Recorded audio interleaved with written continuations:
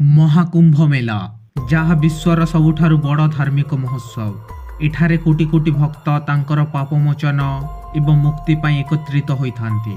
किंतु एहार ऐतिह्य कौन एवं एहा काहींकि 12 वर्ष परे ही होइथाए।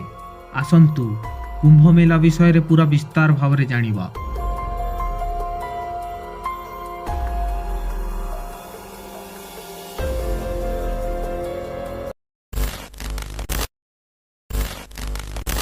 ଏହା ଥିଲା ସେହି ସମୟର କଥା ଯେଉଁଠାରେ ଦେବଗଣ ଏବଂ ଅସୁର ମାନେ ଅମୃତ ପାଇବା ପାଇଁ ସମୁଦ୍ର ମନ୍ଥନ କରିଥିଲେ। ସମୁଦ୍ର ମନ୍ଥନ କରିବା ସମୟରେ ସେଠାରୁ ବାହାରିଲା ଗୋଟିଏ କଳସ ଯେଉଁଠାରେ ଥିଲା ଅମୃତ। ଅମୃତ ଦେଖିବା ପରେ ସେମାନଙ୍କ ମଧ୍ୟରେ ଏକ ବିଶାଳ ଯୁଦ୍ଧ ହୋଇଥିଲା, ଯାହାଦ୍ୱାରା ଅମୃତର କିଛି ବିନ୍ଦୁ ପ୍ରୟାଗରାଜ, ହରିଦ୍ୱାର, ଉଜ୍ଜୈନ ଏବଂ ନାସିକ ଏହି 4ଟି ପ୍ରମୁଖ ଜାଗାରେ ପଡ଼ିଥିଲା। ସେହି ମାନ୍ୟତା ଅନୁଯାୟୀ ଏହି ସ୍ଥାନ ଗୁଡ଼ିକରେ ହିଁ କୁମ୍ଭ ମେଲାର ଆୟୋଜନ ହୋଇଥାଏ।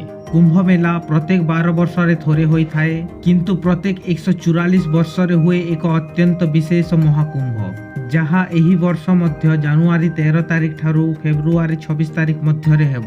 ଏହାର ମୁଖ୍ୟ ଆକର୍ଷଣ ହେଉଛି ତ୍ରିବେଣୀ ସଙ୍ଗମ, ଯେଉଁଠାରେ ଗଙ୍ଗା, ଯମୁନା ଏବଂ ସରସ୍ୱତୀ ନଦୀର ମିଳନ ହୋଇଥାଏ। ଭକ୍ତମାନଙ୍କର ବିଶ୍ୱାସ ରହିଅଛି ଯେ ଏହି ସ୍ନାନ ମାଧ୍ୟମରେ ତାଙ୍କୁ ମୁକ୍ତି ମିଳିଥାଏ ଏବଂ ତାଙ୍କର ପାପ କଟିଥାଏ। ଏହି ଭିଡ଼ିଓରେ ଏତିକି ହିଁ। ଏମିତି ଆଉ ଭିଡ଼ିଓ ପାଇଁ ଚ୍ୟାନେଲକୁ ସବସ୍କ୍ରାଇବ୍ କରି ରଖନ୍ତୁ ଏବଂ ଆଉ କିଛି ଜାଣିବାକୁ ଚାହୁଁଥିଲେ କମେଣ୍ଟରେ ଲେଖି ଜଣାନ୍ତୁ। ଧନ୍ୟବାଦ।